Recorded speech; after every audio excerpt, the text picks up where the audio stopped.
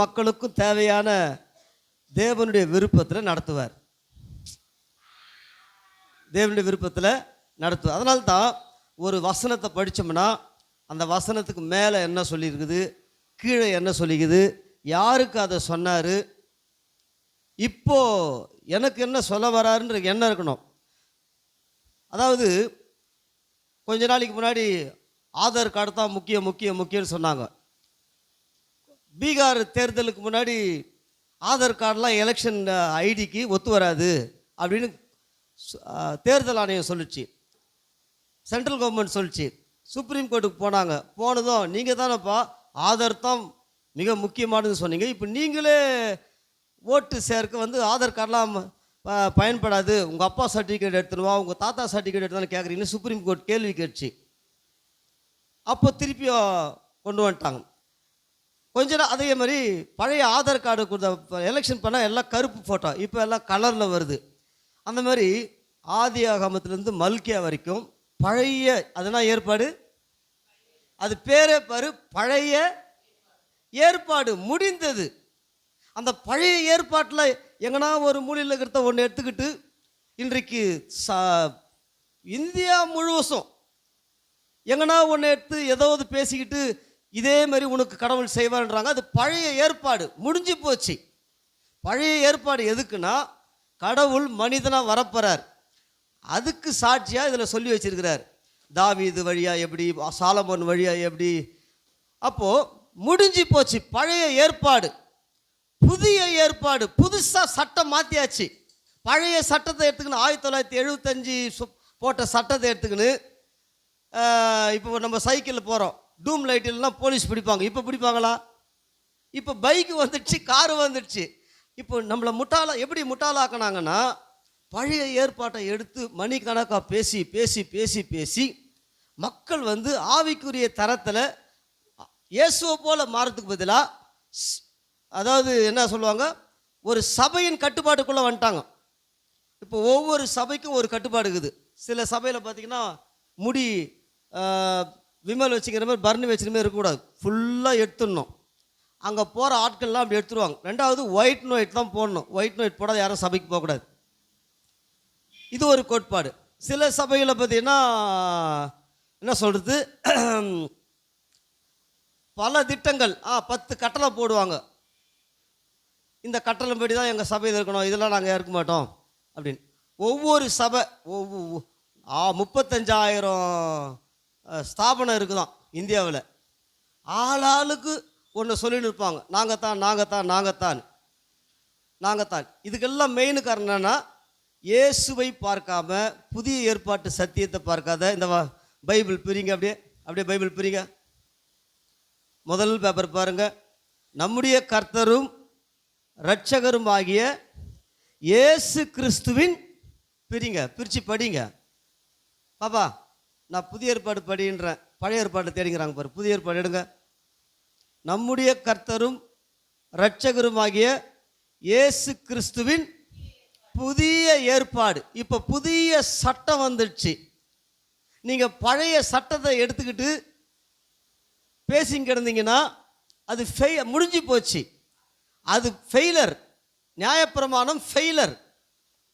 இயேசு கிறிஸ்துவினால் உண்டான கிருபையின் மார்க்கம் சக்சஸ். இப்போ நீ பழைய ஃபெயிலரான சிஸ்டத்தை எடுத்துக்கிட்டு பேசிக்கிட்டு இருந்தீங்க, அதை படிக்கலாம், தப்பே கிடையாது. எப்படி கடவுள் மனிதனாக வந்தார், மனித சமுதாயத்தில் கடவுள் எப்படி இடைப்பட்டார், அந்த வரலாற்றெல்லாம் படிக்கலாம். ஆனால் இது வாழ்க்கையை மாற்றாது.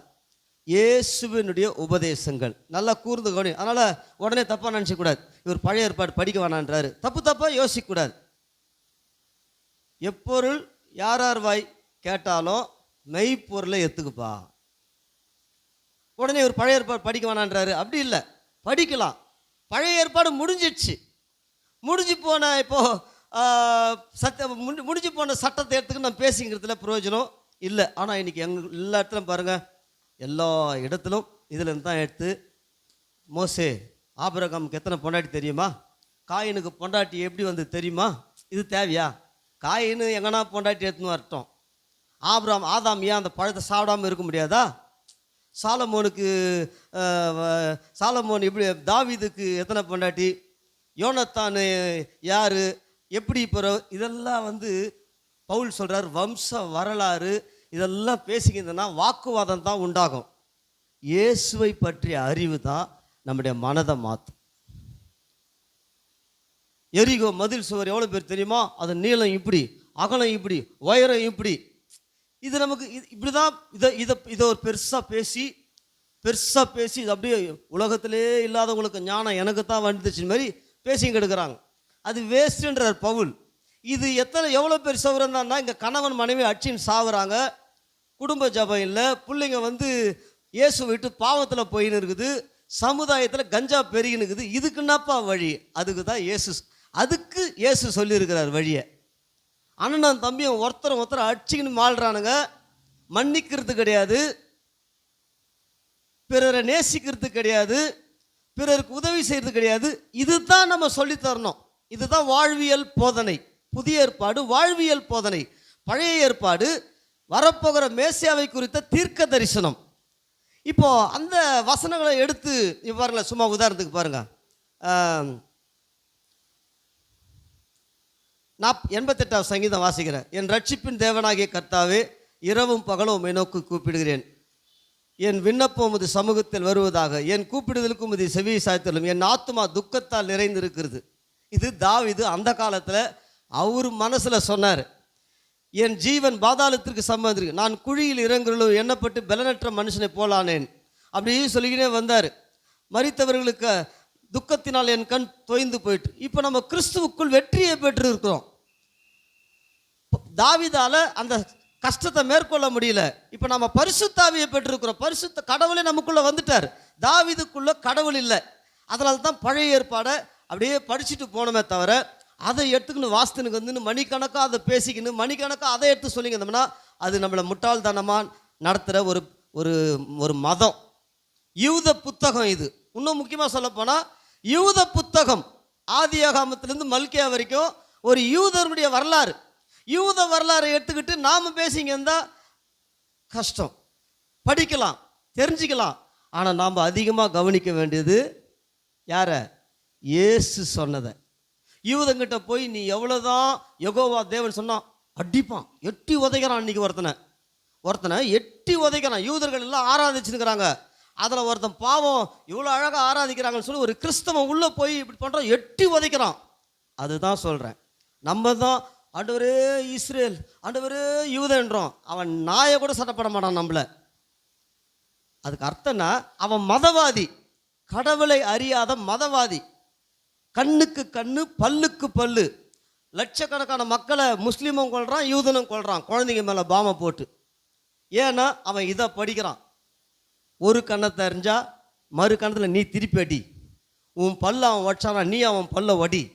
இது பழைய ஏற்பாடு அதை தான் சொல்லுது. புதிய ஏற்பாடு கடவுள் மனிதனாய் வந்து அன்பை காண்பிக்கிறார், பரிசுத்தாவியாக இப்போ நமக்குள்ளே இருக்கிறார். அதனால் இதை அதிகமாக வாசிக்கணும், நிருபங்களை வாசிக்கணும். நிருபங்கள்லாம் இன்றைக்கி யாரும் சொல்லியே தரத்தில்லை, நிருபங்களை சொல்லி தரது கிடையாது.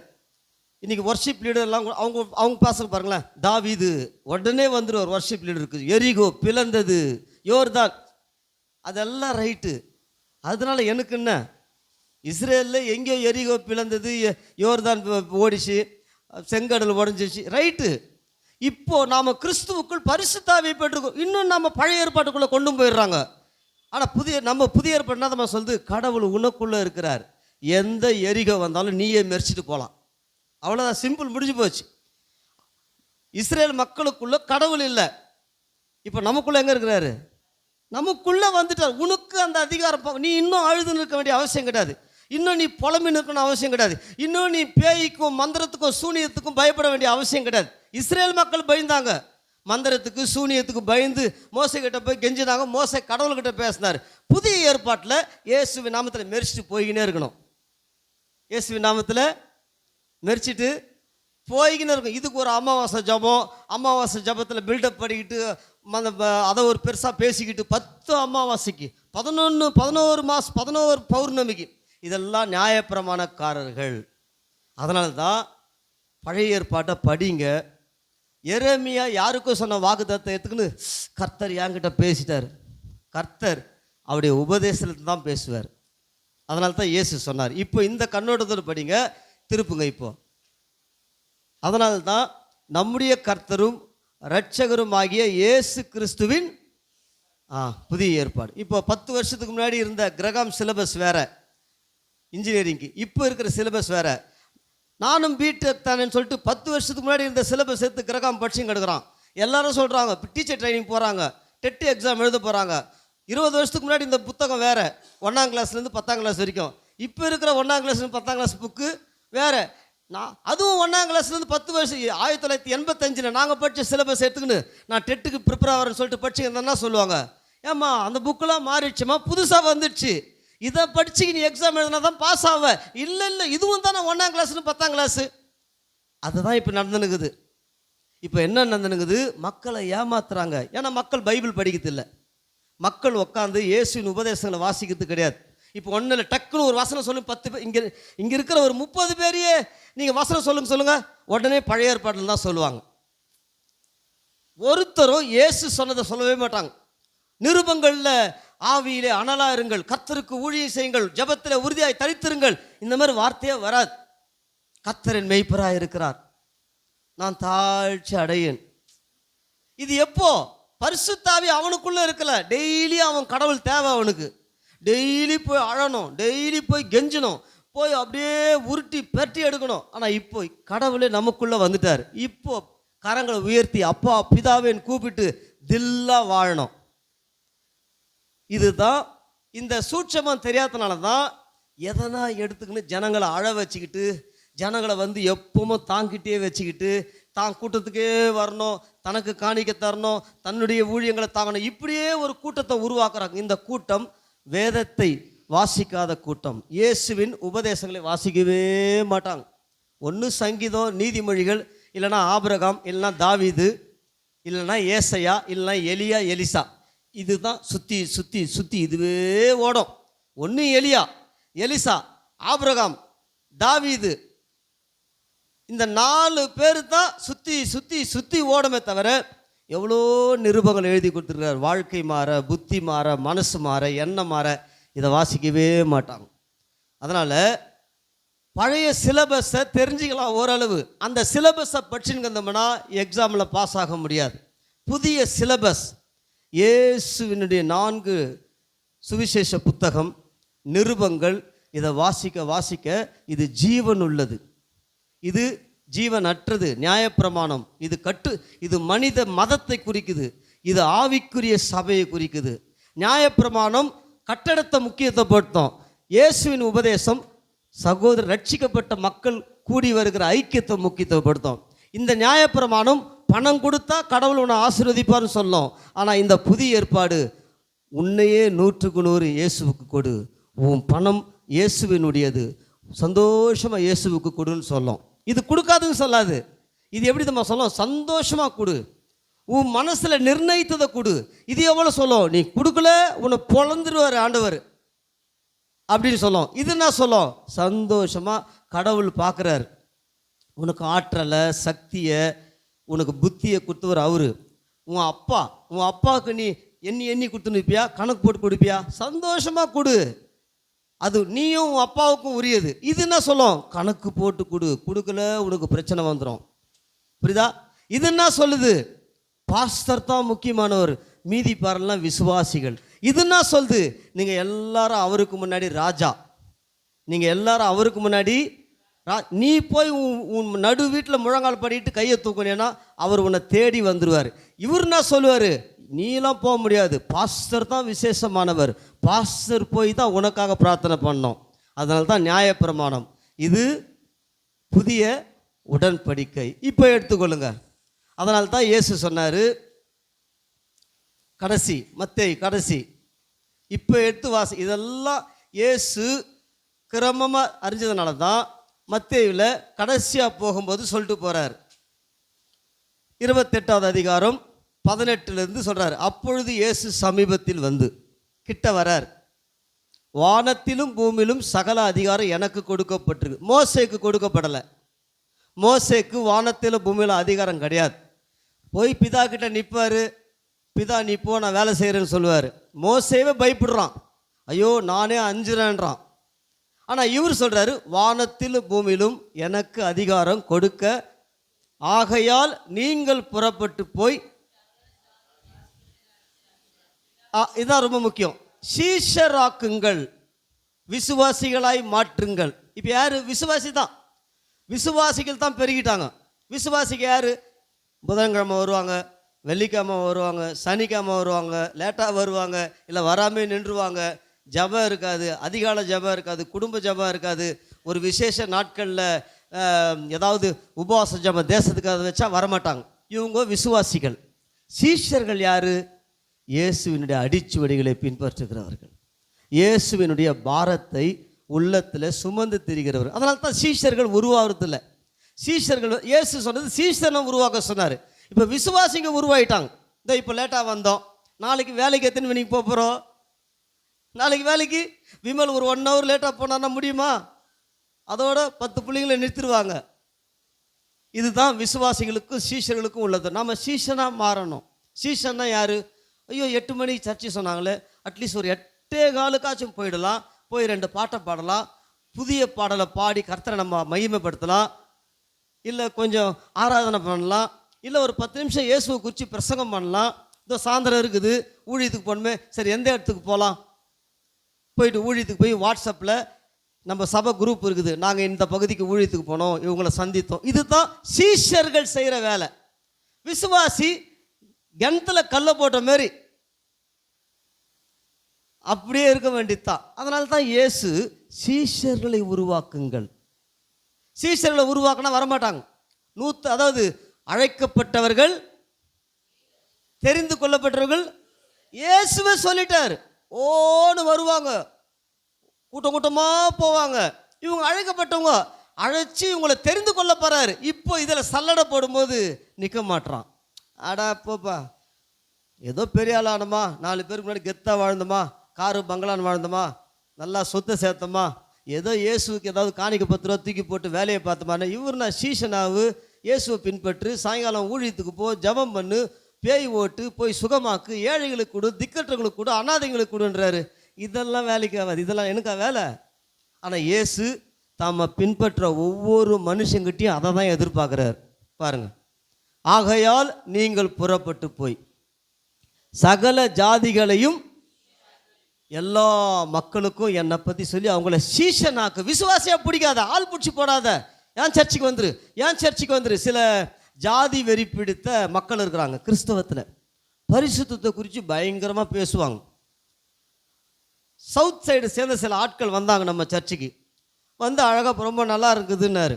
கொஞ்ச நாளில் அவர் ஒரு கடை வச்சுக்கிறாரு. அந்த கடைக்கு அவங்க ஊருக்காரங்க போய் வாங்குறாங்க இல்லையா, அண்ணாச்சி எங்கே போகிறீங்க, அந்த சர்ச்சுக்கு போகிறீங்க, வாங்க நம்ம சர்ச்சுக்கு, நம்ம ஊருக்காரர் நடத்துகிறாரு.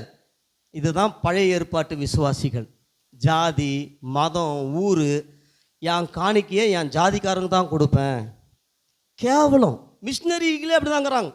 மிஷினரி ஸ்தாபனங்களுக்கு அதுக்கு கொடுக்குற ஆட்கள் மிஷினரிகளுக்காக கொடுக்கல, ஜாதிக்காரன், என் ஜாதிக்கார சபை நடத்துகிறான், என் ஊருக்கார சபை நடத்துகிறான், என் ஜாதிக்காரன் ஊழியம் பண்ணுறான், அவனை பெரியாராக்கி விடணும். இந்த ஜாதி வெறிப்படுத்த பரலோகத்துக்கு தூரமான கிறிஸ்தவர்கள் போயிட்டார். அவரு அந்த குடும்பமே போயிடுச்சு. அப்புறம் எங்கே போகிறாங்க பார்த்தா ஒரு குறிப்பிட்ட சபைக்கு போகிறாங்க. இதெல்லாம் பார்த்துட்டு சும்மா இருக்க முடியுமா? நம்ம இயேசு சும்மா இருப்பாரா? இயேசு சும்மா இருப்பாரா? இங்கே சீஷராக்குன்னாரு, இவங்க ஆள் பிடிக்கிறாங்க, ஊருக்காரன் ஜாதிக்காரன், அப்புறம் யார், இந்த மாதிரி ஆள் பிடிக்கிறாங்க, பிடிச்சி பிடிச்சி பிடிச்சி சேர்க்குறாங்க. அப்புறம் கர்த்தருக்கு ஸ்தோத்திரம், நம்முடைய சபைக்கு 100 பேர் வந்தாங்க. வந்தவன் அத்தனை பேரும் சீஷனாய் மாறுவதற்கல்ல, விசுவாசியாக இருக்குது. அதனால தான் நம்ம அதை பற்றி கவலையே படும். இயேசுவை பற்றி சொல்லிக்கிட்டே இருக்கணும், இயேசுவை பற்றி சொல்லிக்கிட்டே இருக்கணும். இங்கே ஒரு மனுஷன் சகல ஜாதிகளையும் சீஷராக்கு என்ன சொன்னார்?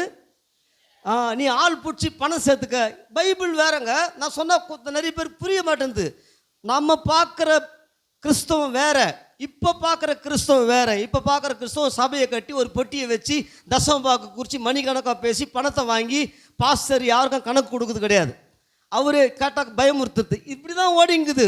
99 சபை இப்படி தான் போகுது. இயேசு ஒரு நாளில் கேட்கும்போது வெக்கப்பட்டு போவாங்க.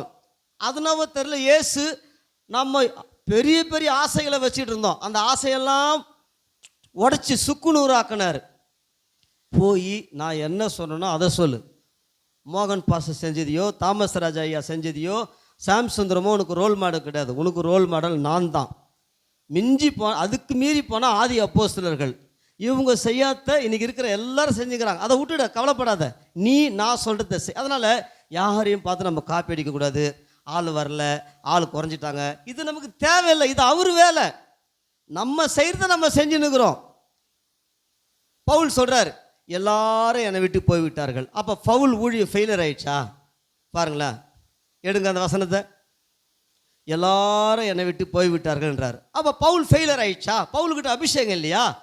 பவுலுக்கிட்ட அனாயிண்டிங் இல்லையா? பவுல் ஜெபிக்கலையா? பவுல் உபவாசிக்கலையா? தேமா இப்பிரபஞ்சத்தின் மேல் ஆசை வைத்து என்னை விட்டு போனான்றார். எடுங்க எந்த வசனம்? அந்த வசனம் எங்கே இருக்குது? டக்குன்னு எடுங்க. புதிய ஏற்பாடு படிக்கிறவங்க டக்குன்னு எடுப்பீங்க. புதிய ஏற்பாட்டை தொடாதவங்க அந்த வசனம் தெரியாது, தேடிங்க எடுக்க வேண்டியது தான்.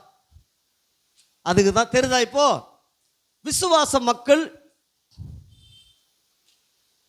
எங்க இருக்குது? டக்கு நெட்டில் போடுங்க, போட்டால் வரும்.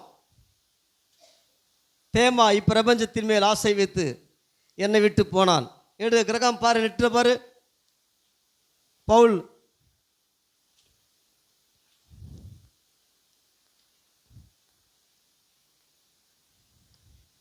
லூக்கா மாத்திரை என் கூட இருக்கிறான். பிலிப்பியரா?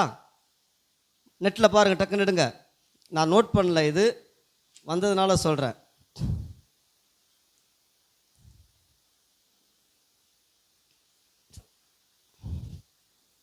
பார்க்கலையாம்மா?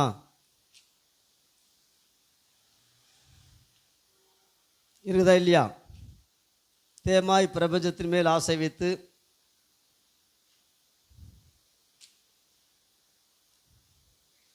சீக்கிரம் முடிச்சிடலாம், சரியான நேரத்துக்கு முடியும்.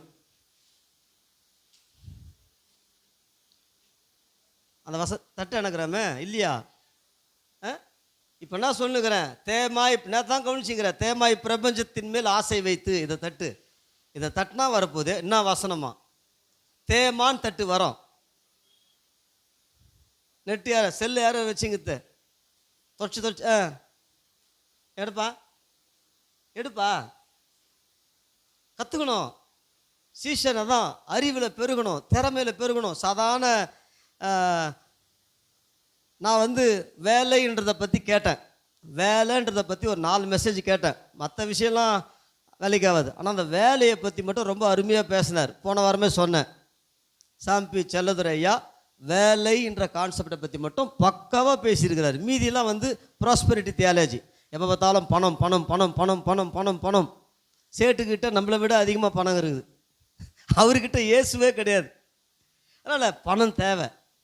பரிசுத்தம் அதை விட மேன்மை, தாழ்மை அதை விட மேன்மை, விட்டு கொடுக்குற மனப்பான்மை, இதெல்லாம் தான் இது பேசுது. ஆனால் இது யாரும் கேட்கறது கிடையாது.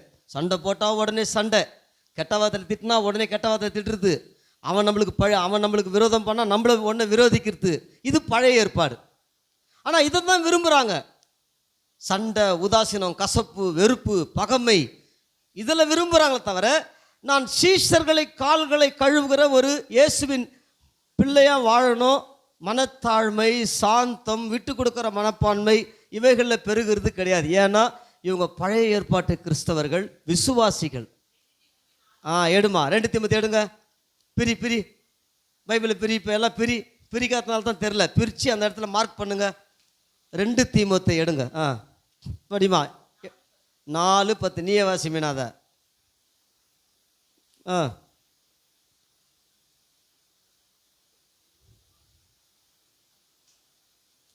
சரி, இதோ இருக்கு பாரு. ஏனென்றால் தேமா இப்பிரபஞ்சத்து மேல் ஆசை வைத்து என்னை விட்டு பிரிந்து போனவங்க விசில் அடிக்கிறதுக்கு போனாங்க, கூத்தாடுறதுக்கு போனாங்க. ஒரு பாட்டு ஒன்று பாடுறாங்க, வருது இப்போ. நான் கூட ஒரு நல்லா இருக்குது ராகம் அது.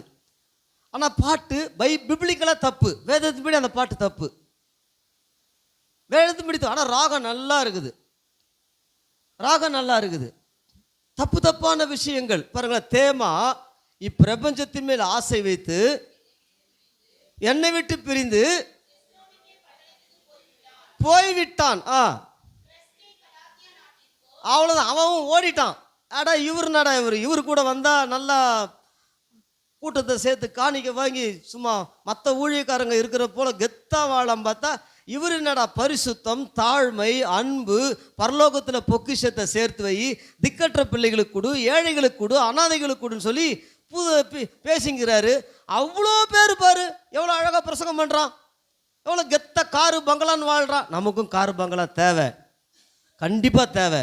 நேர்மையான வழியில் கள்ள போதனை பண்ணி பழைய ஏற்பாட்டின் யூதர்களுக்கு சொன்ன சத்தியங்களை எடுத்து புதிய ஏற்பாட்டு விசுவாசிகளுக்கு பிரசங்கிச்சு ஊரை அடித்து ஒல்ல போடலை.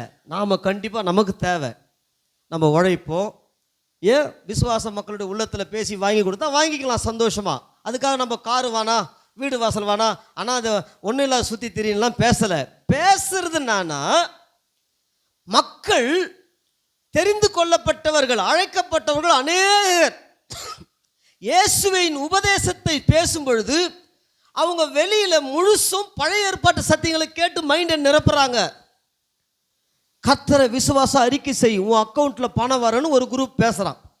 அந்த குரூப்பை தேடி ஓடுது. பைபிள்ல ஒரு போதும் ஆதாரம் இல்லை.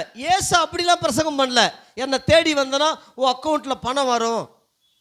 பவுல் அப்படிலாம் பிரசங்கம் பண்ணல, நீ விசுவாச அறிக்கை பண்ணியனா உன் அக்கௌண்ட்ல இப்பொழுதே சூப்பர் நேச்சுரல் மிராக்கள் நடக்கும், இப்படிலாம் மாய வித்தை பண்ணல. ஆனால் 90 பேர் அப்படிதான் பண்ணுறாங்க. 90 பேர் அதை நோக்கி ஜனம் ஓடுது. அது மக்களை வழி தப்பு பண்ணுற கூட்டத்தில் போய் சேர்றாங்க. அதை தான் அந்த கூட்டம் தான் இது பாருங்க. ஏனென்றால் தேமா இப்பிரபஞ்சத்தின் மேல் ஆசை வைத்து இப்போ பவுல்னா குறை பண்ணார், பவுல்னா பாவம் பண்ணார், சத்தியத்தை சத்தியமாக போதிச்சார், உழைச்சி சாப்பிட்றான்னு சொன்னார், என் கூட சேர்ந்து வந்து உழைங்கடான்னாரு. எப்பொழுதுமே திக்கற்றவர்கள், விதவைகள், அனாதைகள் மேலே கரிசனையாக இரு. ஏசு எனக்கு சொல்லி கொடுத்தாரு. ஏசு சொல்லி கொடுத்தாரா? ஏசு சொல்லி கொடுத்தாரா? கலாத்தியர் எடுங்க, எடுங்கப்பா, கலாத்தியர் எடுங்க. ஏசு சொல்லி கொடுத்தாராம் பாருங்க. கலாத்தியர் 1வது அதிகாரத்தில் அவரே சொல்றார். அவர் 1வது அதிகாரம் 6வது வசனம், உங்களை கிறிஸ்துவின் கிருபையினாலே அழைத்தவரை நீங்கள் இவ்வளவு சீக்கிரமாக விட்டு வேறொரு சுவிசேஷம் என்னது? எப்போ பார்த்தாலும் ஆசீர்வாதம் ஆசீர்வாதம். இன்றைக்கு ராத்திரியிலே கர்த்தருடைய ஆசீர்வதிப்பார் உன் கண்ணீராலா. இப்படிலாம் ஜோக்கா பேசி அப்படியே மக்களை மதிமயக்கி அப்படிலாம் பவுல் எங்கேயும் பேசின இல்லையே. இன்றைக்கு ராத்திரி உன் கண்ணீர்கள் துடைக்கப்படும் மகளே, நீ கர்த்தருக்கு விதைச்சு பாரு, உன் ஃபினான்ஷியல் இயற்கை. இப்படிலாம் பவுல் பேசலை, பேதுரு பேசலை, இயேசு பேசலை. நம்ம எப்படி பேச முடியும்? நம்ம எப்படி பேச முடியும்? இயேசு நான் சொன்னார், முதலாவது தேவ ராஜ்யத்தை தேடுப்பா, எல்லாம் உனக்கு கூட கிடைக்கும். இயேசு என்ன பண்ணார்? அதிகாலையில் என்னை தேடுப்பா, நேரத்தை வீணாக்காதப்பா, காலத்தை பயன்படுத்தி கொள்ளுப்பா. அப்போ என்ன அர்த்தம்? ஒழுங்காக படிப்பா, ஒரு தொழிலை கற்றுக்குப்பா. இதுதான் இயேசு ப்ராக்டிக்கலாக பேசினார். இதெல்லாம் வேணாம், எனக்கு இருதயத்தை மயக்கிற வசனம் தேவை. இருதயத்தை மயக்கிற வசனம்னா இந்த சகோதரி பாருங்க, தான் பிள்ளை கல்யாணத்துக்குன்னு வச்சிருந்த 1 லட்சத்தை நம்ம கூட்டத்துக்கு வந்து கொடுத்தாங்க. இலவசமாக ஒரு டாக்டர் கட்டின்னு போயிட்டான். எவ்வளோ பேர் ஆசையை தூண்டுறது இதெல்லாம். எவ்வளோ பேர் ஏமாறுவாங்க. அப்போனா நினைப்பாங்க மீதி வச்சுங்கிற 1000 பேர் எடுத்து வந்து கொட்டிடுவான். ஆண்டவர் என் மகளுக்கும் இப்படிப்பட்ட ஒருத்தருக்கு தாங்க செய்வார். தேவன் எல்லாருக்கும் செஞ்சு இருக்க மாட்டார். எக்ஸெப்ஷனல். எலியா தீர்க்கதரிசியின் வசனம் கூட அப்படி தான் சொல்லுது. ஒரு விதவை விட்டு தான் போனார். ஊரில் இருக்கிற விதவைங்கெல்லாம் போய் குடத்தை நிரப்பின்னு இல்லை. இதெல்லாம் பகுத்தறிவை பயன்படுத்தணும். நயவஞ்சகத்துக்கு போய் அடிமைப்பட்டு போயிடக்கூடாது. அதுக்கு தான் பைபிளை படி, தீமோத்தேயுவை படி, தீத்தை படி. இல்லைன்னா நீ பாவம் செஞ்சுக்கினே இருப்ப. நீ புதிய ஏற்பாட்டை வாசிக்கலைன்னா நீ பாவம் செஞ்சுக்கினே இருப்ப. கோபம், மூர்க்கம், எரிச்சல், சத்துரு நல்லா ஏறி முது மேலே உட்காந்துப்பான். ஜெபிக்க முடியாது, துதிக்க முடியாது, ஆராதிக்க முடியாது, உபவாசிக்க முடியாது, ஊழியம் செய்ய முடியாது. அப்படியே வச்சிருவான், முது மேலே ஏறி உட்காந்துங்கிறான். ஏன்னா இயேசுவின் உபதேசம் இல்லை. புத்தி மழுங்கி போயிடும், ஒரு உற்சாகம் இருக்காது. ஏன்? சத்தியத்தையும் அறிவீர்கள். இயேசு சொன்னதை வாஸ்தியனா 1க்கு தடவை, 2க்கு தடவை, 3க்கு தடவை, 4க்கு தடவை, 5வது தடவையாச்சும் கிரியை செய்யும். அந்த ஜீவன் இருக்குது அதில். இப்படி இருக்கியப்பா, 1 மணி நேரமாச்சும் ஜெபிக்கிறியா? விடுமுறையாச்சே, உனக்காக நான் மரித்தேன்னு, முழு உலகத்துக்காக நான் சிலுவையில் தொங்கினேன்னு, கடவுள் நான் வானத்திலிருந்து இறங்கி உனக்காக மரிச்சேன்னு, நீ வெறுமனே ஞாயிற்றுக்கிழமை கிறிஸ்தவனை வாழ்றதுக்கா? இன்னைக்கு உபவாச ஜெபமாச்சே, போய் தேசத்துக்காக ஒரு 2 மணி நேரம் உபவாசம் பண்ணி மற்றவர்களுக்காக ஜெபிக்கலாமே. இப்படி பேசுவார் இயேசு, இப்படி பேசுவார். ஏன்பா 6 நாள் பணம் சம்பாதிக்க ஓடுறிய, ஓடுன்னு ஞாயிற்றுக்கிழமை இவ்வளோ நிர்விசாரமாக வரிய. இதுதான் சீஷத்துவம். இவ்வளோ பொறுப்பு இல்லாதவனா இருக்கிறிய, இவ்வளோ அசட்டை பண்ணுறிய. என்னுடைய ஐக்கியத்தை இவ்வளோ அசட்டை பண்ணுறிய. பரிசுத்த ஆவி பேசுவார். இது பேசலைன்னா அவங்க பழைய ஏற்பாட்டு விசுவாசி. பழைய ஏற்பாட்டு பாருங்க, உங்களை கிறிஸ்துவின் கிருபையினாலே அழைத்தவரை நீங்கள் இவ்வளவு சீக்கிரமாக விட்டு வேறொரு சுவிசேஷத்துக்கு திரும்புகிறதை பற்றி நான் ஆச்சரியப்படுகிறேன். ஏன்னா நானே அப்படித்தானே இருந்தேன். கொஞ்ச நாள் அகஸ்டின் ஜெயக்குமார், அப்புறம் எஸ்கே பிரான்சிஸ், அப்புறம் பெர்க்மன்ஸ், அப்புறம் மோகன்சி, அப்புறம் தாமஸ் ராஜ், அப்புறம் சாம்சுந்தரம் ஐயா, இவ்வளோ புக்கு, இவ்வளோ கேசட்டு, அப்புறம் பால் ஏங்கிச்சோ, இப்படியே ஓடி கிடந்தோம். திருப்தி இல்லை, வாழ்க்கையில் சமாதானம் இல்லை, வளர்ச்சி இல்லை. 4லேருந்து ஆசீர்வதிச்சிருவார், அடுத்த வாரத்துலேருந்து ஆசீர்வதிச்சிருவார், 1ஆம் தேதியிலேருந்து ஆசீர்வதிச்சிருவார். இப்போது மாறும். இப்படியே பேசி பேசி பேசி பேசி பார்த்தா அத்தனை பேரும் மில்லினஸாக இருக்கிறாங்க. நாம் அனாதையாக்கப்பட்டோம். எங்கே பிரச்சனை? நீ சரியாக ஜெபம் பண்ணல, தூக்கி போட்டுருவாங்க பாரத தூக்கி. நீ சரியாக ஜெபம் பண்ணல. அடுத்தது, நீ சரியாக உபவாசிக்கலை. அடுத்தது, நீ நைட்டில் கண் விழிக்கலை. அடுத்தது, நீ காலையில் எழுந்துக்கல. இப்படி தான் கல்லை தூக்கி தான் தலைமையில் வச்சாங்களே தவிர, இயேசு சொன்னார், நான் சாந்தமும். எவ்வளோ அற்புதமாக சொல்கிறாரு பாருங்களேன். இந்த வசனத்தை வாசித்துடலாம்.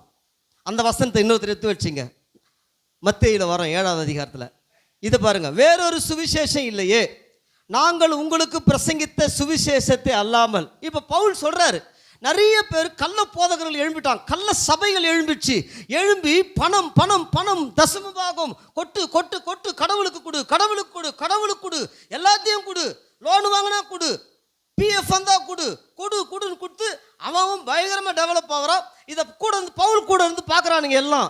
என்னடா இந்த ஆள் இயேசுவை பின்பற்றி இயேசுவை பாருப்பா, சாந்தமாயிரு, மனத்தாழ்மையாரு, மன்னி, விட்டு கொடு, உழைச்சி சாப்பிடு, உழைச்சி 4 பேருக்கு கொடு, வந்த காணிக்கையை நீயே எடுத்து சாப்பிடாத ஏழைகளுக்கு கொடு, திக்கற்றர்களுக்கு கொடு. இந்த ஆள் புலம்பி பேசி கிடக்குறான். இயேசு சொன்னார்ன்றான், அவங்க தான் ஊழியம் பண்ணுறான், என்ன அருமையாக பண்ணுறான். எட்ரா மோட்டர்ன்னு சொல்லிட்டு எடுத்துன்னு ஓடிட்டானுங்க.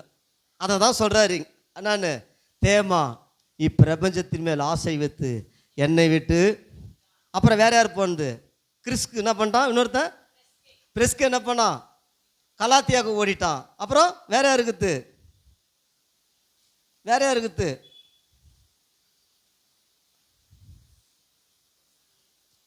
லூக்கா மாத்திரை என்னோட இருக்கிறான். தீத்து தல்மத்தியா நாட்டுக்கு போயிட்டாங்க. எல்லாம் அங்கெல்லாம் சூப்பராக இருக்கிறாங்க. அங்கே போனால் இந்த பிரச்சனையே கிடையாது. இவருனாடா அந்த பிரச்சனையே கிடையாது. தன்னைத்தான் வெறுத்து தன் சிலுவை எடுத்துக்கொண்டு என்ன பின்பற்றுவான்றாரு. நீ இப்போ அங்கே பார்த்தா அவங்க அப்படிலாம் இல்லையே. கடவுளுக்கு நாங்கள் பெரிய ஸ்தாபனத்தை உருவாக்கி எங்ககிட்ட 3 நேர ஊழியர்கள் எல்லாம் இருக்கிறாங்க.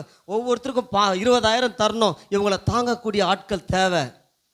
இந்த செட்டப் நல்லா இருக்குது, ஜாலியாக இருக்குது. நல்லா ட்ரெஸ் பண்ணிக்கின்னு பைக் எடுத்துக்கின்னு நல்லா ஏசப்பா பற்றி ஊழியம் பண்ணுறோம் சொல்லி மரியாதையை வாங்கிக்கின்னு, கிஃப்ட்டுங்களை வாங்கிக்கின்னு, பணத்தை வாங்கி பாக்கெட்டில் போட்டுக்கின்னு எல்லாரும் நல்லா இருக்குது. இந்த ஆள் வேலைக்கு ஆக மாட்டான்னு சொல்லிட்டு ஓடிட்டாங்க. அதை தான் எழுதுறாரு. உண்மை கிறிஸ்தவம் வேற, உண்மை ஊழியம் வேற.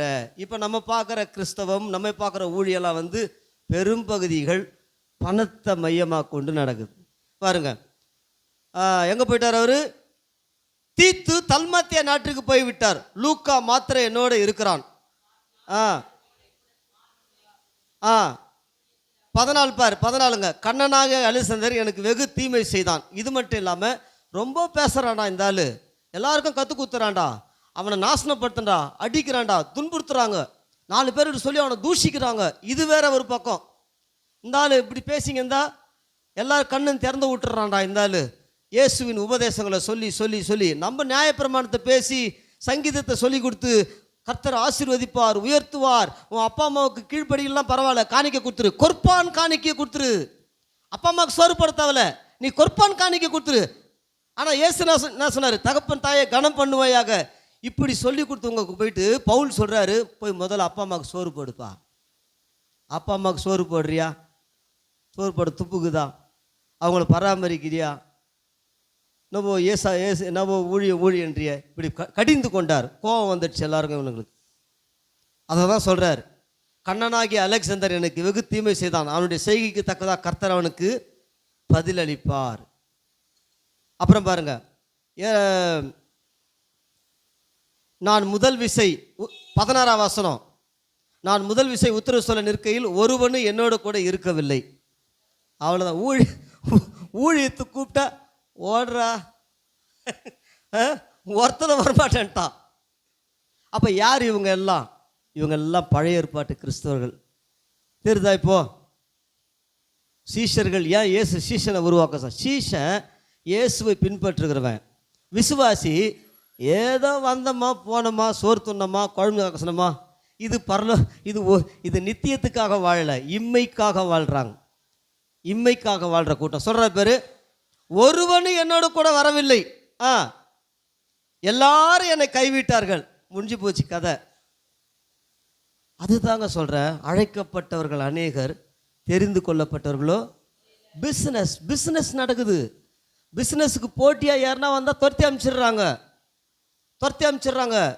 ஒரு ஐயா சொல்கிறார், மிகப்பெரிய சபையில் அந்த ஐயா இருக்கும்போது நான், என் அண்ணன், என் தம்பி எல்லாம் சேர்ந்து தான் ஆரம்பித்தோம். ஓடி ஓடி உழைச்சோம், கொஞ்சம் நல்லா டெவலப் ஆச்சு. அவங்க பொண்டாட்டி பேச கேட்டுக்கின்னு அவங்க எல்லாம் ஜாதி வெறி பிடிச்சவங்க, இவனுங்க எல்லாம் தலித்துக்கள், மொத்த பேர் தொத்தேடி. எப்போ? 15 வருஷம் கழிச்சு நல்லா சக்க புழி புழிஞ்சு வேலை வாங்கிட்டு சபையை பெருகிட்டு வசதி வாய்ப்பு பண்ணிட்ட பேர் இப்போ ஜாதிக்காரன், பெரிய சபை. அதாங்க பிஸ்னஸ். இப்போ எதுக்கு சொல்ல வரேன்னா, யார் சொல்கிறதையும் கேட்டு உடனே அப்படியே போயிடாதீங்க. இயேசு என்ன சொன்னார்? இப்படி வாசித்தீங்கன்னா நல்லா இருப்போம். சொல்கிறார், எல்லாரும் என்னை கைவிட்டார்கள், அப்புறம் உங்கள் மேல் சுமராது இருப்பதாக. அப்போ என்ன சொல்கிறாரு? உன்னை ஒரு சபையில் வச்சுன்னு அந்த சபையில் ஒரு ஜபத்தை வைக்கிறாங்க, ஒரு உபவாசத்தை வைக்கிறாங்க, ஒரு ஊழியத்தை வைக்கிறாங்க, நீ இப்படி பொறுப்பு இல்லாமல் இருக்கிறியே, உன் மேலே குற்றம் வந்துடும்பா, உன் மேலே குற்றம் வந்துடும். ஒரு சபை உனக்காக ராத்திரியும் பகல், இப்போ ஒரு 7 தம்பதியினருக்கு குழந்தை இல்லை, ராத்திரியும் பகலை ஜபம் பண்ணுங்கிற ஆமோசை கேளுங்க. யாருக்காவது குழந்தை போகும்போது நம்ம உள்ளத்தில் கண்ணீர் வருது. இப்போ புரியுதா? நம்ம உள்ளத்தில் யாருக்குன்னா கல்யாணம் ஆகும்போது நம்ம உள்ளத்தில் கண்ணீர் வருது, அந்த பிள்ளைக்கு ஒரு பொண்ணு கிடைக்கணுமே, அந்த பொண்ணுக்கு ஒரு பையன் கிடைக்கணுமேனு உபவாசித்து ஜபிக்கிறோம். இவ்வளோ புதிய உடன்படிக்கை ஊழியர்களாக நம்ம வாழும் பொழுது அந்த ஊழியத்துக்கு உதவி இல்லாமல், உதவினா உடனே பணம் போயிடக்கூடாது. அந்த ஊழியத்துக்கு ஒழுங்காக வராமல் ஆண்டவர் மிகப்பெரிய காலேஜை கொடுத்தாரு, லேட்டாகவே வந்து உட்காந்துங்க இருந்தால் எப்படி? ஒரு பொறுப்பு இருக்குதா? சிரிப்புக்கு இல்லை, குற்றம் வரும். இப்படி சொன்னால் என் மேலே கோபம் வந்துடும். குற்றம் வரும். ஆண்டவர் எவ்வளோ பெரிய பதவியை கொடுத்தாரு, சர்ச்சுக்கு போய் ஃபர்ஸ்ட் ஆளாக உட்காந்து பாட்டு பாட தேவையா? குற்றம் வரும். நான் சொல்கிறத மறுபடியும் கேட்டுங்க, குற்றம் வரும். தேவன் எவ்வளோ நன்மை செய்கிறார். பொறுப்பு இல்லாமல் தேவனை காலுக்கு கீழே மதிக்கிற மாதிரி நடந்துக்கிறீங்களே. 8 மணி சர்ச்சு முடிய போதும் காலாவூரில், எவ்வளோ தப்பு. குற்றம் வரம்பா, குற்றம் வரும். மறுபடியும் சொல்கிறேன், ஏன்னா கஞ்சால அடிமைப்பட்டு கிடக்குறான், பொண்டாட்டி அழகாக இருக்குது, பேய் பின்னாடி சுற்றிங்கிறான், காக்கா மாரி இருக்குது, அது பின்னாடி சுற்றிங்கிறான், அழகான விபச்சார ஆவியில், வேசித்தன ஆவியில் உன்னை என்னை அதிலேருந்து மீட்டெடுத்தார். கரெக்டா? இவ்வளோ மீட்டெடுத்த ஆண்டவருக்கு ஒரு 2 நிமிஷம் போய் முன்னாடி வரணும் அவசியம், தைரியம், பயம், ஒரு ஒரு ஒரு ஒரு தேவ பயம் இல்லை. கர்த்தருக்கு போய் 4 பேரை சொல்லணுன்ற ஒரு தேவ பயம் இல்லை. உபவாசம் எப்போ வச்சா வீட்டில் உட்காந்து சோறு துட்டு தூங்கினுக்கிறோம். கேட்டால் 1000 சாக்கு போக்கு பொய்யும் பித்தலாட்டமும் பேசி கிடக்குறோம். இதுவா சீஷத்துவ வாழ்க்கை? இதுவா சீஷத்துவ வாழ்க்கை? சொல்லுங்க. இயேசு சீஷனை உருவாக்க சொன்னார். இதுயா இப்படிப்பட்ட அறவேக்காட்டு கிறிஸ்தவர்களை உருவாக்க சொன்னார் இயேசு? எப்பனா வா எப்பனா போ, இது இல்லை, இது இல்லை. கரெக்டாக நேரத்துக்கு வந்தால் கரெக்டாக நேரத்துக்கு முடிக்கலாம். லேட்டாக வரதுனால லேட்டாக ஆகுது. அப்போ யார்? புரியுதுங்களா? புரியுதா? அப்போ என்ன சொல்கிறார்? உங்கள் மேல் குற்றம் சுமரன்றார். இங்கே அந்த வசனத்தை வாசிங்க. கர்த்தரோ எனக்கு துணையாய் நின்று என்னாலே பிரசங்கம் நிறைவேறுகிறதுக்காக பாபா அண்ணா வர வச்சிட்டேன். பாருங்க, 1000 ரூபான்றது பெரிய விஷயங்க. எனக்கெல்லாம் ஒரு நாள் முழுவதும் போய் நின்று வேலை வாங்கினா தான் 1000 ரூபாய். காலையில் 9லேருந்து சாயந்தரம் 6 வரைக்கும் கூட சின்ன சின்ன ஹெல்ப் பண்ணணும். கல் எடுத்து கொடுக்கணும், மண் எடுத்து கொடுக்கணும். பெரிய ஆள் டீ சாப்பிட போயிட்டோன்னா போய் ஹெல்ப் பண்ணணும். இவ்வளோ கஷ்டப்பட்டால் தான் 1000 ரூபாய். அப்போ அந்த 1000 ரூபாவை ஒதுக்கி ஒரு காணிக்கை எடுத்து வச்சு வெளியிலேருந்து ஒரு பிரசங்கியாரை கூப்பிட்டு இங்கே மீட்டிங் வைக்கிறோம். ஒரு தேவ பயம் இருக்குதா? நாங்கள் மீட்டிங்கை முடிச்சுட்டு வரோம், மீட்டிங் எங்களால் வர முடியும். ரொம்ப கூலாக அசால்ட்டாக போகிறாங்க. குற்றம் வரோம்ப்பா, நான் மறுபடியும் குற்றப்படுத்துறேன்னு சொல்கிறாதீங்க. புதிய ஏற்பாடு அப்படி தான் சொல்லுது. என்னை பின்பற்றி வா. இல்லை கூட்டத்தை அடுத்த வாரம் வச்சுக்கலாம் பாஸ்டர், எங்களால் வர முடியாது. ஒரு அன்பு இருக்குதா? ஒரு ஐக்கியம் இருக்குதா? அசால்ட்டாக 4 பேர் உட்காந்துக்கிறாங்க. புதிய ஏற்பாட்டு சத்தியத்தை போதிக்க வர்றார். எவ்வளோ வெக்கமாக இல்லை? கொஞ்சம் யோசிங்களேன், கொஞ்சம் யோசிங்க. வெக்கமாக இல்லை? 4 பேர் தான் உட்காந்துக்கிறாங்க. வந்து குற்றம் வரங்கம்மா. அது நானாக இருந்தாலும் சரி. பாருங்களேன், நம்ம வாழ்க்கையில் நடந்த பெரிய பெரிய பிரச்சனைகளுக்கு பாருங்கள், நம்ம ஆண்டவரை விட்டு பின்வாங்கி போயிருப்போம். நம்ம வாழ்க்கையில் வந்த பூகம்பம், சுனாமி, புயலுக்கெல்லாம் யோசித்து பாருங்களேன், நீங்கள் நம்ம ஆண்டவரை விட்டு பின்வாங்கி போயிருப்போம். அதனால தான் பலவித பேய்களுக்கு நம்மளை ஒப்பு கொடுத்து நம்மளை லோல் பட வச்சு ஐயோ ஆண்டவர்கிட்ட மனம் திரும்ப வைக்கிறாரு. மறுபடியும் போய் அதே அதே அதே பிரச்சனை விழுறதா? மறுபடியும் ஜபிக்காமல், வேத வாசிக்காமல், ஐக்கியம் இல்லாமல், அதிகால ஜபம் இல்லாமல், குடும்ப ஜபம் இல்லாமல், சபையில் ஒரு ஊழியம் இருக்குது, ஒரு ஊழியத்தில் பொறுப்பு இல்லாமல் மறுபடியும் சாப்பிடுவோம், தூங்குவோம், போவோம், வருவோம். தேவன் எங்களுக்கு பின்னாடி தான், எங்கள் மாம்சம் தான் எங்களுக்கு முன்னாடி வாழ்ந்தா எப்படி? அதுதான் புதிய ஏற்பாடு போதிக்கு என்ன சொல்லுது? கர்த்தரை எனக்கு துணையாக நின்று என்னாலே பிரசங்கம் நிறைவேறதற்காக புறஜாதியார் எல்லாருக்கும் கேட்கறதுக்காக என்னை பலப்படுத்தினார். போய் கிறிஸ்தவங்க வீட்லேயே ஜபம் பண்ணிக்கின்னு, கிறிஸ்தவங்க வீட்லேயே போய் பிரசங்கம் பண்ணிக்கின்னு. எப்படி? பவுல் புறஜாதியை பார்க்குறார். கிறிஸ்தவங்க எனக்கு தேவையில்லைன்ட்டார் அவர். யூதர்கள், வேதம் தெரிந்த யூதர்கள் ரட்சிக்கப்படணும், அது என் வாஞ்சதான். ஆனால் எனக்கு அது வேலை இல்லை. கிறிஸ்தவங்களையே கூப்பிட்டுக்கின்னு வர்ஷிப், கிறிஸ்தவங்களையே கூப்பிட்டுக்கின்னு எழுப்புதல் கூட்டம், கிறிஸ்தவங்களையே கூப்பிட்டுக்கின்னு எல்லாம் கிறிஸ்தவங்க தான். போய் புறஜாதியை சந்திக்கிறதே கிடையாது. புறஜாதினா யாரு? புறஜாதினா யாரு? அப்பா அம்மா இல்லாத இந்துக்கள், அனாதையான இந்துக்கள், இந்த ஹாஸ்டலில் இருக்கிற இந்துக்கள், ஹாஸ்பிட்டலில் இருக்கிற இந்துக்கள், நம்ம சுற்றி இருக்கிற இந்துக்கள், இவங்க தான் புறஜாதி. இவங்கள தான் போய் பார்க்கணும். கிறிஸ்டின்ஸையே கூப்பிட்டு உட்கார வச்சுக்கின்னு, கிறிஸ்டின்ஸையே கூப்பிட்டு பிரசங்கம் பண்ணிக்கின்னு, கிறிஸ்டின்ஸுக்கே கூப்பிட்டுக்கின்னு ஜெபம் பண்ணிக்கின்னு. இது ஃபெயிலர் ஊழியம். பாருங்களேன் என்ன சொல்றாரு? புறஜாதியார் எல்லாரும் கேட்கிறதுக்காக என்னை பலப்படுத்தினார். புரியுதாம்மா? புரியுதா? ஒரு நம்ம ஐயா இருக்கார், அகஸ்டின் ஜெபகுமார் அண்ணன் இருக்கிறார். நல்ல விஷயத்த மாதிரி தான் எடுத்துப்பேன், தவறான விஷயம். அப்போ அவர் சொல்கிறார், என் பொண்ணு எம்பிபிஎஸ் படிக்குது, எம்பிபிஎஸ் காலேஜில் படிக்குதான் வெளிநாட்டில். ரொம்ப கேவலமாக நடந்து பண்ணுங்களா வெள்ளைக்காரனுங்க படிக்கிற பசங்க. அங்கெல்லாம் ஒரு மேட்டரே கிடையாது. எத்தனை பேர் வேணாலும் லவ் பண்ணலாம், கைட்டி விட்டு போயினே இருக்கலாம்.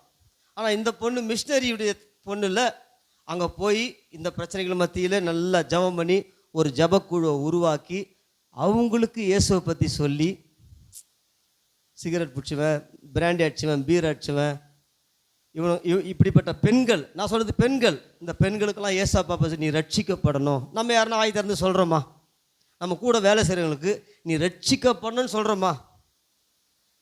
ஏசப்பா தான் மெய்யான தேவன், கடவுள் மனிதனாக வந்தார், அவர் தான் இயேசு. நீ பாவத்தோடு வாழ்ந்தேன்னா நரகத்துக்கு போவ, நீ ரட்சிக்கப்படணும்னு சொல்கிறோமா? இதுதான் பேசுகிறதே கிடையாது. இப்போது நம்ம பாட்டுன்னு போகிறது நம்மளை கொண்டு போய் அங்கே வைக்கிறது. டைம் கிடைக்கும் போது அழகாக வாழைப்பழத்தில் ஊசியாக இருக்கிற மாதிரி இறக்கிடணும், சுவிசேஷம் சொல்லணும். பாருங்க, அப்போது அந்த பெண்ணு அங்கே இருக்கிற முதல்ல கிறிஸ்தவர்களை கண்டுபிடிச்சது. நம்மளை போல கிறிஸ்டியன்ஸ் யாருனா இருக்காங்களா, அவங்கள போய் பார்த்து ஃப்ரீயாக இருக்கும்போது ஹாஸ்டலில் ப்ரேயர் பண்ணலாம், வரீங்களா? பாருங்கள், இந்த பொம்பளை பசங்க கஞ்சாக்கு அடிமையாக இருக்குது. 6 மாதத்துக்கு ஒருத்தனை லவ் பண்ணுதுங்க, வேசித்தனை ஆவியில் இருக்குதுங்க இந்த பொம்பளை பசங்க. இந்த பிள்ளைகள்லாம் வாழ்க்கையை நாசப்பட்டு அப்புறம் சூசைட் பண்ணிக்குதுங்க. இந்த பிள்ளைகளுக்காக ஜெபிக்கலாம் வாங்கன்னு சொல்லி கூப்பிட்டு ஒரு ஜபக்குழு உருவாக்கி ஜெபித்து, இந்த மாதிரி வழி தப்பி போன எத்தனையோ ஆண்கள் பெண்கள் அந்த ஜபக்குழுலேருந்து அங்கே ஒரு சபையை ஸ்தாபிச்சிச்சு. இதுதான் சீஷன். இதுதான் சீஷன். சோறு கொடுத்தாரு, குழம்பு கொடுத்தாரு, இதை கொடுத்தாரு, அதை கொடுத்தாரு, இதெல்லாம் மண்ணுக்கு மண்ணாக போயிடும். இயேசுக்காக நாம் ஆத்தும ஆதாயம் செய்கிறோம் பத்தியா, அதுதான் வரோம், அதுதான் வரோம், அதுதான் வரோம். அதனால் உண்மை கிறிஸ்தவம் வேற, போலி கிறிஸ்தவம் வேற. சொல்லிட்டு மிஸ்டர் கர்த்தர் எல்லா தீமையும் ரட்சித்தார். கடைசியை எப்படி திருப்பிக்குங்க? இங்கே திருப்பிங்க. இப்போ எங்கே எந்த வசனம் வாசிக்க சொன்னேன்? கிரகம் வேற ஒரு வசனத்தை எடுத்தாங்களே, என்ன வசம்? அது எத்தனாவது அதிகாரம்? இப்போ பாருங்க, நாம் பால் ஏங்கிச்சோ பார்த்தோம்னா அப்படி பார்த்து தான் பெரிய மேப்பை போட்டு ஒரு காரை போட்டு பைபாஸில் இவ்வளோ பெரிய இடம் வாங்கணும். யார்? பால் ஏங்கி வச்சுக்கு ஆண்டவர் கொடுத்த தரிசனம். அதை பார்த்து காப்பி அடிச்சு நான் பண்ணிங்க அந்த எவ்வளோ முட்டாள்தனமானது. ஆனால் இயேசு என்ன சொன்னார்? வாசிங்க, நான் சாந்தமும் படிப்பா நான் சாந்தமும். மாமோஸ் படி, எத்தனை அதிகாரம்? முதல்ல அந்த வசனத்தை எடுங்களேன். அது படிக்காதனால தான் பிரச்சனை. நம்ம படிக்கிறதே கிடையாது, எழுதினே கொடுப்போம். யாருன்னா படிக்கிறேன்னு தலையாட்டு நிற்போம். படிங்க, நான் சாந்தமும். இப்போ இயேசு தன்னை பற்றி சொல்கிறார், நான் தான்ப்பா பெஸ்ட்டு பாஸ்டர், நான் தான் பெஸ்ட்டு அப்போஸ்தலன், நான் தான் பெஸ்ட்டு டீச்சர், நான் தான் பெஸ்ட்டு ஹோலி மேன், நான் சாந்தமும் மனத்தாழ்மையுமாய் இருக்கிறேன். இப்போ இயேசு சொல்கிறார், அங்கே போனால் அவங்க பெருமையை தான் கற்றுக்கின்னு வருவேன். ஜாதி பெருமை, மத பெருமை, பரிசுத்தம் பெருமை. நான் 7 மணி நேரம் ஜெபிக்கிறேன், நான் 3 மணி நேரம் முழங்கால் போடுறேன். இதெல்லாம் தேவை தான். ஆனால் இதை மேன்மைப்படுத்தக்கூடாது, இயேசுவை மேன்மைப்படுத்தணும். நான் சாந்தமும் மனத்தாழ்மையுமாக இருக்கிறேன்.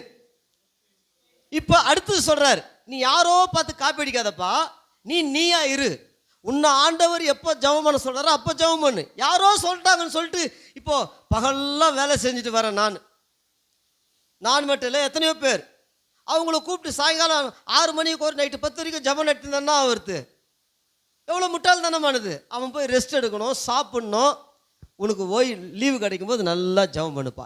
அப்போது இவங்க லைஃப் ஸ்டைல் வேற, ஒரு முழு நேர ஊழியருடைய லைஃப் ஸ்டைல் வேற. இன்னைக்கு என்ன பிரச்சனைனா, முழு நேர ஊழியக்காரன் அப்படியே மற்றவங்களுக்கு பிரசங்கம் பண்ணுவார். நீ இப்படி இருக்கணும், அப்படி இருக்கணும். அப்படின்னா அவன் ஜனங்க மேலே தூக்கி ஒரு பெரிய கல்லை வைக்கிறோம். ஆனால் இயேசு என்ன சொல்கிறார்? நான் சாந்தமும் மனத்தாழ்மையுமாய் இருக்கிறேன். இதுதான் பாயிண்ட்டு. என் நோகத்தை யார் சொல்லியும் கேட்காத, யார் சொல்லியும் உடனே கேட்டுக்காத. என்ன பார், என் நுகத்தை உங்கள் மேல் ஏற்றுக்கொண்டு சொல்லிட்டாரா? எலியா கிட்ட கற்றுக்காத, எலிசா கிட்ட கற்றுக்காத. நீ கற்றுக்கினீங்கன்னா கோபம் வந்துடும் உனக்கு, சபிப்ப. எலியா சபித்தான், எலிசா சபித்தான். பரிசுத்தாவி அவனுக்குள்ளே இல்லை. சில நல்ல விஷயத்தை அவங்கள படிக்கலாம். இயேசு வரதுக்கு அவங்களாம் தீர்க்கதரிசனம் சொல்லியிருக்கிறாங்க. ஆனால் எலிசாவை ஆபிரகாமை பார்த்தியன்னா உனக்கு அதே ஸ்பிரிட்டு வந்துடும். ஆபிரகாமுக்கு 4 பொண்டாட்டி. Abraham Abraham Abraham Abraham Abraham Abraham Abraham. இயேசு சொல்கிறார், என்கிட்ட கற்றுக்குப்பா. என்னிடத்தில், யாருக்கிட்ட? இயேசு கிட்ட கற்றுக்க சொல்லியிருக்காரு. நம்ம அதான் பிரச்சனை. எப்போ பார்த்தாலும் தாவீதை பார்த்து பார்த்து பார்த்து தாவீது மாதிரியே ஆயிட்டானுங்க ஆளுங்க. தாவீது மாதிரியே ஆயிட்டானுங்க, சாலமன் மாதிரியே ஆயிட்டானுங்க. சாலமனுடைய ஞானத்தை கற்றுக்கொள்ளலாம், ஆனால் லைஃப் ஸ்டைல் இயேசு தான். என்னிடத்தில் கற்றுக்கொள்ளுங்கள். இதுதான் ரொம்ப வருஷம் கழிச்சு நான் கற்றுக்கினேன். அப்போ தான்ப்பா உனக்கு நிம்மதி கிடைக்கும். இல்லைன்னா வரவும் போகிறவெல்லாம் உன்னை எட்டி வச்சுட்டு போயினே இருப்பான். வரவும் போகிறவெல்லாம் உன்னை லோலுபட வைப்பான். ஒருத்தர் சொல்கிறார், ரீக்கா ராத்து ரேக்கே மேனே, 1 மணி நேரம் பேசிக்கினே இருன்றார். யார் சொல்கிறது கேட்ப? இன்னொருத்த நான் சொல்கிறாரு, உனக்கு பணம் வேணுமா 1 மணி நேரம் ஆராதிச்சு பாருன்றார். இதுக்கெல்லாம் வேதத்தில் ஆதாரமே கிடையாது. அப்படிலாம் தேவன் சொல்ல. ஆவியிலே அனலாயிரு, கர்த்தருக்கு ஊழியம் செய், ஜபத்தில் உறுதியாய் தரித்திரு, தட்ஸ் ஆல். அதுதான் இயேசு போதித்தது. இவங்க எல்லாம் ஒரு பிரமாணத்தை உருவாக்குறாங்க, அந்த பாரதத்துக்கு நம்ம தலைமையில வச்சிடுறாங்க. நாம பார்த்து பார்த்து சலிச்சு போறோம். இயேசு சொல்றார், என்கிட்ட கத்துக்க, அப்போ உன் ஆத்மாவுக்கு இளைப்பாறுதல். இன்னும் அற்புதமான விஷயம் பாருங்க, ரெஸ்ட். இந்த ரெஸ்ட் எடுக்க இந்த கிறிஸ்தவ சமுதாயம் விடாது. அதுவும் இந்த பெந்தோகோஸ்தக்காரன் விட மாட்டான், ரெஸ்ட் எடுக்கவே விட மாட்டான். ரெஸ்ட்னா என்னது? நிம்மதியாக வாழ விட மாட்டான். அழகழிப்பான், நம்மளை அழகழிப்பானுங்க. எழுப்புதல் எழுப்புதல் எழுப்புதல், இங்கே வா அங்கே வா, இங்கே போ அங்கே போ, இதை பண்ணு அதை பண்ணு. சம்பாதிக்க விட மாட்டான், ஒரு வீடு வாசல் கட்ட விட மாட்டான். ஆனால் பெரிய ஆளுங்க அத்தனை பேரும் நல்லா சம்பாரிச்சு நல்லா வாழ்றானுங்க. தயவு செய்து புரிஞ்சுக்குங்க, நீங்கள் இயேசு கிட்ட தான் ரெஸ்ட் பெற முடியும். யார் பிரசங்கத்தையும் கேட்பதுனாலையோ எந்த புத்தகத்தையும் மணிக்கணக்காக படிக்கிறதுனாலையோ ரெஸ்ட் கிடைக்கவே கிடைக்காது.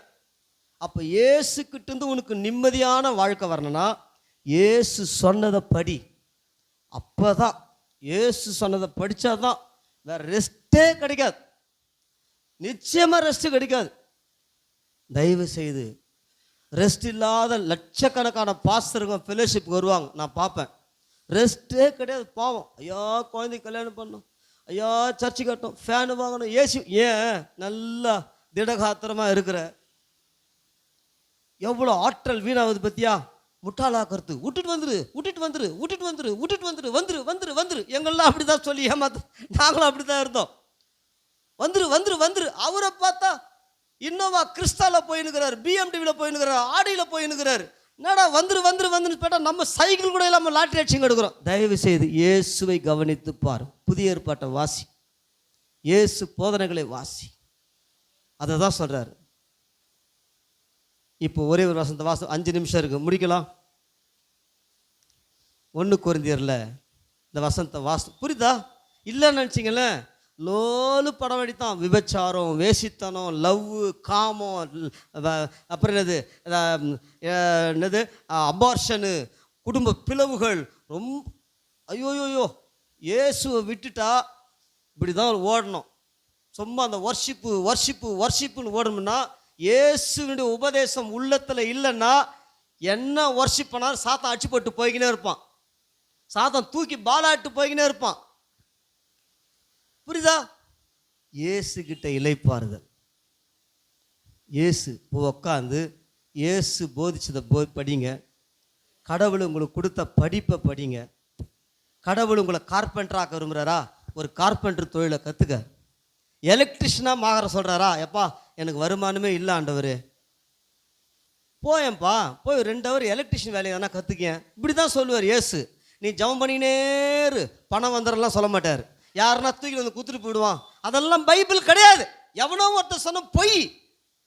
மக்களை ஆசை வார்த்தை காட்டி நீ ஜெபம் பண்ணினேரு பணம் வந்துடும். பைபிள் ஆதாரமே கிடையாது புதிய ஏற்பாட்டில். புரியுதா? நாம் புதிய உடன்படிக்கை விசுவாசிகள். இயேசுவை பார்த்து பார்த்து பார்த்து இன்ச்சா பார்க்கணும். ஒரு ஐயா தெரியும், என்னை என் ஃப்ரெண்டு கூப்பிடுவார் அடிக்கடி ஜபத்துக்கு வர சொல்லி. நான் இதெல்லாம் நம்ம பட்டு தெரிஞ்சதுனால யார் வீட்டுக்கும் நான் கிறிஸ்தவ வீட்டுக்கெலாம் வரது கிடையாது. சாரிப்பா வரது கிடையாது. நீ ஒரு சபைக்கு போகிற, உன் பாஸ்டர் என்ன சொல்லி கொடுப்பார், நான் வந்து சத்தியம் பேசுவேன். அப்போது பாரு நம்ம பாஸ்டரையே குறை சொல்கிறான்னு நீங்கள் சொல்லுவீங்க. நமக்கு தேவையில்லை. நமக்கு கடவுள் கொடுத்த ஊழியம் இருக்குது, தொழில் இருக்குது, குடும்பம் இருக்குது, வேலையை பார்த்து போய்கினே இருக்கணும். 10 பேரோ 100 பேரோ 1000 பேரோ ஆண்டவர் கொடுக்குறவங்கள சீஷராகணும். உதிரி போட்டு பரலோகம் தாய் வீடு அதை தேடி நீ ஓடணும். அப்படி இன்னொருத்தர் அவர் வந்து தீர்க்கதரிசன வரம் பெற்றவர் தான். ஆனால் கொஞ்சம் விட்டுட்டா ரொம்ப பில்டப் பண்ணுருவார். ஒரு தீர்க்கதரிசனம் நல்லா இருந்தால் 4 தீர்க்கதரிசனம் எக்ஸ்ட்ரா பொய் பேசிடுவார். அவர் போனார். அவர் போய் குடும்பத்தில் பொய்யா கொஞ்ச நாள் நல்லா தான் இருந்தது. அப்புறம் பொய் தீர்க்கதரிசனம் சொல்லி பொய் தீர்க்கதரிசனம் பழிக்காத அந்த அம்மா சொல்லுது, நான் என் ஃபேமிலியில் இருக்கிற 3 பேர் சொல்லிட்டு கரெக்டாக வந்துடுவார் பாஸ்டர். எவ்வளோ கேவலமாக சொல்கிறாங்க பற்றியா? அதெல்லாம் பார்க்காதீங்க. நீங்கள் இயேசுவின் சீஷர்கள். ஆனால் பொய் திருச்சுன பேசி பேசி அந்த அம்மா கூப்பிட்டே சொல்லிட்டாங்களாம், நாங்கள் இயேசுவை விசுவாசி, நீங்கள் வர தேவையில்ல பாஸ்டர் அப்படின்னு.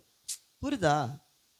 பழைய ஏற்பாட்டை வாசித்துக்கிட்டு, பழைய ஏற்பாட்டு வாக்குத்தத்தங்களை சொல்லிக்கிட்டு, பழைய ஏற்பாட்டு வசனத்தை கோட்படிக்கிட்டு இப்படிலாம் உனக்கு செய்வாருன்னு சொல்கிற பைபிளில் எந்த ஆதாரமும் கிடையாது. புதிய ஏற்பாட்டில் இயேசு சொன்னதை சொல்லிட்டு இயேசுவை போல மாறு, உன் தேவைகள் சந்திக்கப்படும், நான் உன்னை விட்டு விலகுவதில்லை, உன்னை கைவிடுவதில்லை, உலக பரிந்த நான் உன்னோட கூட இருக்கிறேன். இதுதான் இயேசு சொல்லியிருக்கிறார்.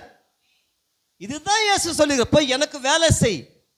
இயேசு அடிக்கடி சொல்றது அதுதான், எனக்கு வேலை செய், நான் உன்னை பொறுப்பெடுத்துக்கிறேன், உனக்கு நல்லா படிக்கிற ஞானத்தை தரேன், உனக்கு நல்ல தொழில் ஞானத்தை தரேன், உனக்கு நல்ல ஜாப்பை தரேன், அதில் உண்மையா இரு, நீ வேலை செய்கிற இடத்துல உண்மையா இரு, பித்தலாட்டம் பண்ணாத, பொய் பேசாத, ஏமாத்தி தெரியாத, அங்கே உண்மையா படி, நேரத்தை வீணாக்காத, அந்த அந்த நேரத்தில் நீ உன்னை டெவலப் பண்ணிக்க. இப்படி தான் இயேசு சொல்லுவார்.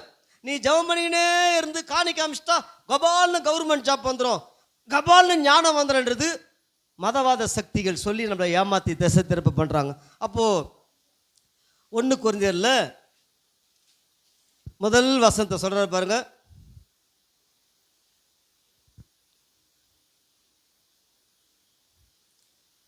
18வது வசனம். 18வது வசனம், சிலுவை பற்றிய உபதேசம் கெட்டு போகிறவர்களுக்கு ரட்சிக்கப்படுகிற நமக்கோ. அதான் ஒருத்தன் கேட்டார், என்னது, ஒரு பாப்பா ஒரு எக்ஸாமில் ஒரு கிரிக்கெட்டில் அடிச்சிச்சு. உடனே அவரை கூப்பிட்டு மைக்கை கொடுத்து, பாரு பாரு நான் இயேசுவை பின்பற்றினேன், அதனால தான் கிரிக்கெட்டில் எனக்கு ஜெயிக்க வச்சார். ஃபைனலில் தோத்துச்சு. கலாய்க்கிறானுங்க எல்லாம். அப்போ என்ன சொல்ல வர, இந்த குழந்தை பிறகுறது, இந்த கல்யாணம் பண்ணுறது, சோறு, இந்த வீடு வாசல், வேலை, இதெல்லாம் இயேசுவை தேடாவிட்டாலும் கிடைக்கும். இதை ஒரு பெருசாக சாட்சியாக சொன்னோம்னா, இப்போ குழந்தை இல்லாதவங்க 100 பேர் இருக்கிறாங்களா, அவங்களுக்கு நான் பதில் சொல்லுவேன். என் சபைக்கு வந்து குழந்தை உண்டாச்சின்னு போய் சாட்சி சொல்கிறோம், 100 பேர் குழந்தை இல்லாமங்கிறாங்க சபைக்கு வந்து, அவங்கள பற்றி நான் சொல்லுவேன், இயேசுவை போதிங்க அம்மா, இயேசுவை போல மாறுமா, இயேசு உனக்கு நிம்மதி தருவார். இயேசு உன்கிட்ட என்ன சொல்கிறார் கேளு, அவருடைய விருப்பத்தை நிறைவேற்றுமா, அதுதான் நம்முடைய வாழ்க்கையின் லட்சியம்.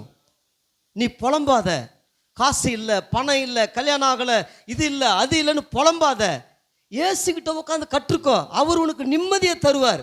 இதுதான் புதிய ஏற்பாட்டு சத்தியம், இதுதான் புதிய ஏற்பாட்டு. இப்போ ஒருத்தர் எப்படி சொல்லிட்டாரு, எங்கள் கூட்டத்துக்கு வந்தாங்க, இவங்களுக்கெல்லாம் குழந்தை கொடுத்தாரு. ஒருத்தன் சொல்கிறான், அவருக்கே குழந்தை இல்லை, அவர் வந்து இப்படி. அப்போ பொய் சுவிசேஷத்தை சொல்லக்கூடாது. இயேசு அவரை போல மாறத்தான் மத்தேயிலிருந்து வெளிப்படுத்தல் விசேஷம் கொடுத்துருக்கிறார். மற்றதெல்லாம் அவர் கூட கொடுப்பார். அது அவருக்கும் அந்த மனிதனுக்கும் உள்ள தொடர்பு. ஏன் சபைக்கு வந்து, ஏன் கூட்டத்துக்கு வந்து, ஏன் உபவாச ஜபத்துக்கு வந்து வேலை கொடுத்தாரு, குழந்தை பிறந்தது, கல்யாணம் ஆகுன்னு சொல்லிட்டோம்னா, இதே சபைக்கு வந்து கூட்டத்துக்கு வந்து ஆயிரக்கணக்கான மக்கள் வேலை இல்லாமல், குழந்தை இல்லாமல், கல்யாணம் உட்காந்துங்கிறாங்க. புரியுதா? அதை தான் இங்கே சொல்கிறாரு. அநேகர் வேறு விதமாய் சொல்கிறாங்க, சிலுவையை பற்றிய உபதேசம் கெட்டு போகிறவனுக்கு பைத்தியம். பைத்தியக்காரன் அப்படி தான் பேசுனப்பான், இயேசு பரிசுத்தம் தூய்மை, இதை தான் பவுல் சொல்கிறாரு. கெட்டு போகிறவனுக்கு அது பைத்தியம். அவன் கெட்டு போட விட்டுடு, நீ கண்டுக்காத. பாரு, சிலுவையை பற்றிய உபதேசம், இயேசுவை பின்பற்று, பரிசுத்தமாக வாழு, வேசித்தன ஆவி வேணாம், படிக்கிற வயசில் காதல் வேணாம், இந்த கருமம் முடிச்ச சிந்தெல்லாம் வேணாம், உன் வாழ்க்கை நாசம். நீ படிக்க மாட்ட, எப்பவுமே செல்ஃபோனையே நோண்ட சொல்லும், எப்பவுமே செல்ஃபோன்லேயே ஃபோட்டோ பார்க்க சொல்லும், நீ அன்பு சொல்லும். வானாம்மா வானா. சிலுவை என்ன சொல்லுது, என்னை பின்பற்றி வா. உன் வாலிப வயசில் நீ என்ன பின்பற்றி வந்தனா அடுத்த 50 வருஷம் நல்லா இருப்பு தம்பி. இது சிலுவை உபதேசம். உலகத்தில் சொல்லுது, லவ் யார் பாவம்னு சொன்னது, நானே லவ் மேரேஜ் தான், எல்லாரும் லவ் பண்ணுங்க ஒரு பாஸ்டர் சொல்கிறார். அப்போ அந்த படிக்கிற பசங்க என்ன ஆகும், பா என்ன பாஸ்டர் ஒட்டுனா விசில் அடிக்கிறான், எல்லாம் கை தட்டுறான். எவ்வளோ பேருடைய வாழ்க்கை நாசமாக போகுது. படிக்க மாட்டான், வேலை ஒழுங்காக தன்னை டெவலப் பண்ணிக்க மாட்டான், எக்ஸ்ட்ரா கரிக்குலத்தை ஒரு ஹிந்தி கற்றுக்க மாட்டான், ஒரு இங்கிலீஷை கற்றுக்க மாட்டான், எப்போ பார்த்தாலும் செல்ஃபோன், எப்போ பார்த்தாலும் ஒரு ஹோம்ஒர்க் ஒழுங்காக பண்ண மாட்டான். அதை தான் சொல்கிறார் வேசித்தன ஆவின்றார். வேசித்தன ஆவி வேணாம்ப்பா. படிக்க பருவத்தை பயிர் செய்.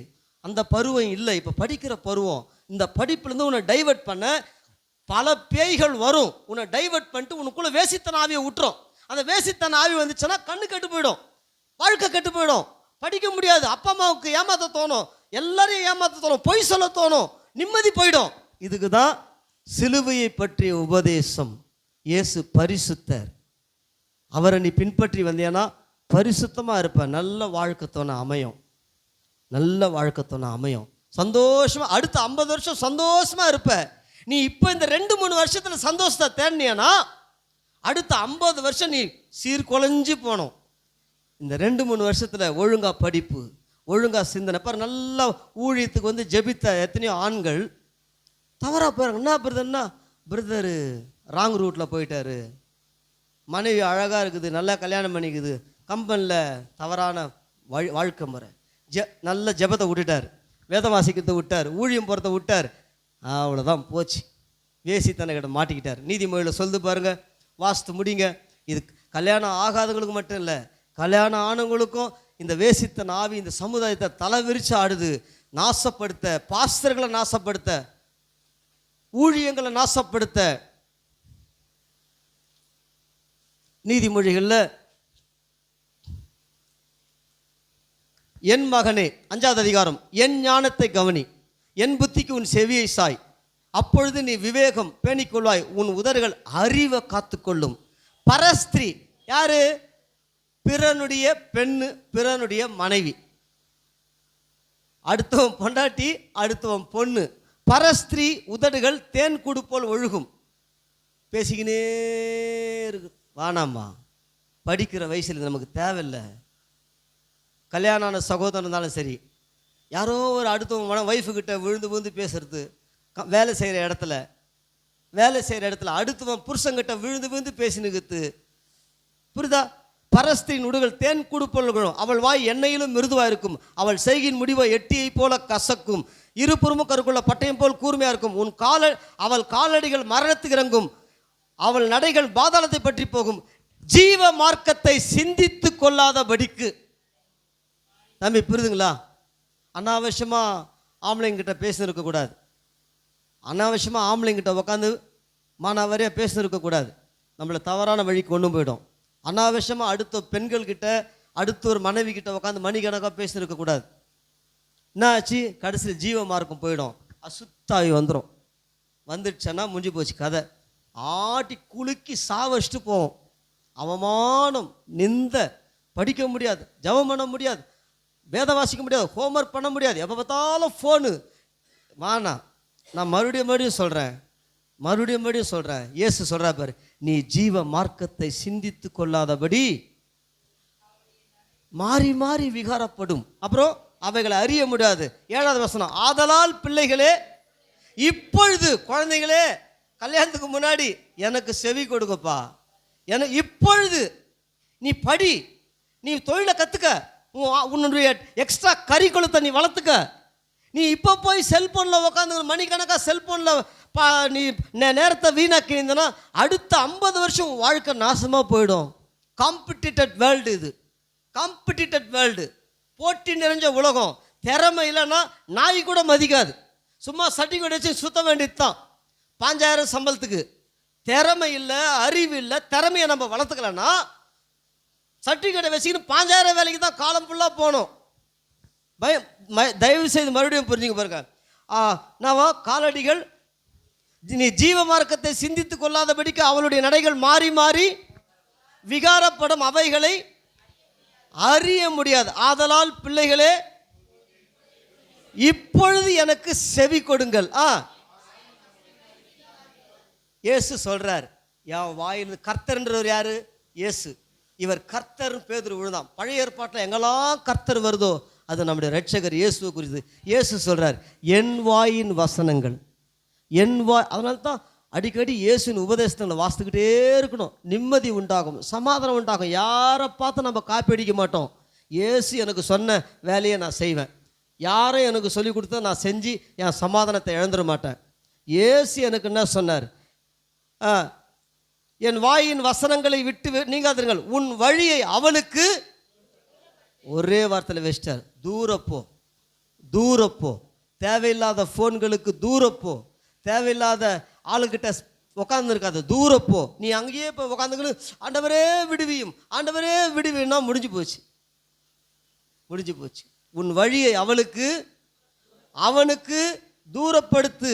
அப்புறம் அவளுடைய வீட்டின் வாசலை கிட்டி சேர்ந்தால் உன் மேன்மையை, ஐயோயோ உன் மதிப்பு மரியாதை எல்லாம் போயிடும்பா, உன் மதிப்பு மரியாதை எல்லாம் போயிடும். போறவரெல்லாம் அடிப்பான். நீ நீ நீ சூசைட் பண்ணிப்ப சொல்றாரு பாரு, நீ சூசைட் பண்ணிப்ப. உன் ஆயுசின் காலத்தை கொடூருக்கு கெடுத்துடுவாய். அந்நியர் உன் செல்வத்தினால் உன் பணம்லாம் போயிடும். அப்புறம் முடிவிலே அவ்வளவுதான். அது பாருங்க,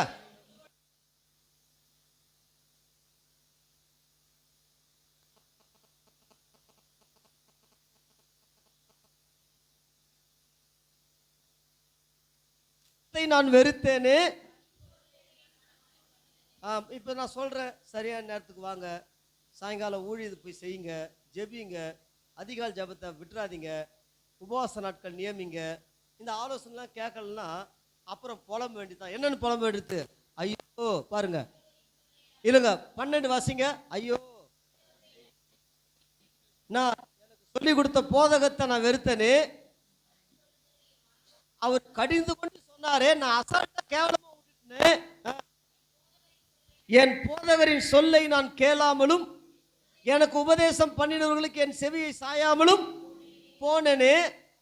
சபைக்குள்ளும் சங்கத்துக்குள்ளும் சபை வெறுப்பாயிடும், பரிசுத்தவான்கள் ஐக்கியம் வெறுப்பாயிடும்.